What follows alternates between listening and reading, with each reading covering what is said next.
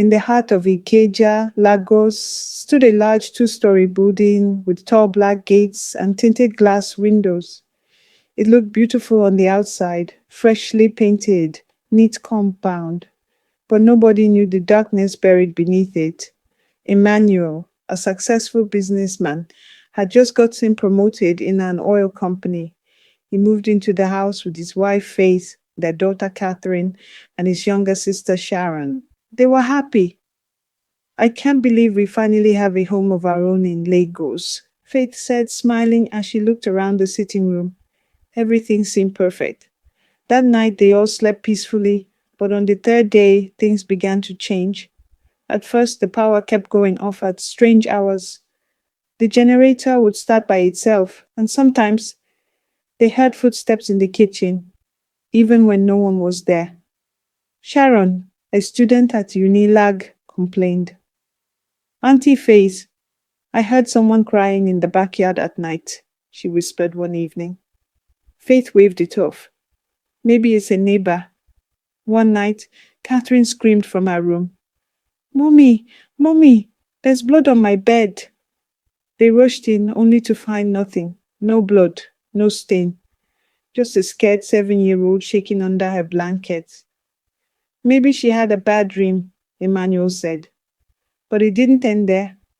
Emmanuel's company called him a few days later. Sir, there's an issue with your contract.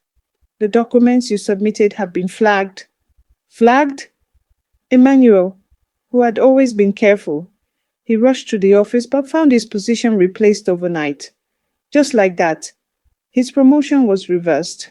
Faith's hair business also collapsed. Customers stopped coming. Her biggest clients began to ignore her calls. Meanwhile, Sharon started failing her courses. Within 3 months of moving into the house, their entire life turned upside down. Then came the dreams. Faith would see a woman with bloodshot eyes and bruised face, whispering, "Help me, find me, I'm still here." Terrified, Faith confronted Emmanuel. "We need to call a pastor." Emmanuel, still trying to be logical, refused. "Let's not start chasing spirits, Faith. We're just having a run of bad luck." But Faith didn't agree. She secretly called a prayerful neighbor, Mama Ojo, who brought a pastor the next day. The moment the pastor stepped into the compound, he stopped. "There's blood in this land," he said softly. Everyone froze. He walked around the house praying in tongues, then stopped at a corner near the backyard. "Dig here." They dug deep into the soil. After 30 minutes, the shovel hit something hard. Bones. Human bones. Faith collapsed to the ground. Sharon burst into tears. Even Emmanuel couldn't believe what he was seeing. They called the police. Investigations confirmed the bones belonged to a woman who went missing 2 years ago, the former tenant's wife. Her husband had murdered her during a fight and buried her secretly. He later ran to Ghana. No one knew what he had done. The pastor returned days later and told them the truth. "You moved into a house carrying blood. Her spirit has been crying for justice. That's why nothing you do can prosper here. You must leave." Faith looked at Emmanuel. "We should have listened from the beginning." They packed out that same week. Emmanuel sold his car and borrowed money just to relocate to a smaller flat in Agege.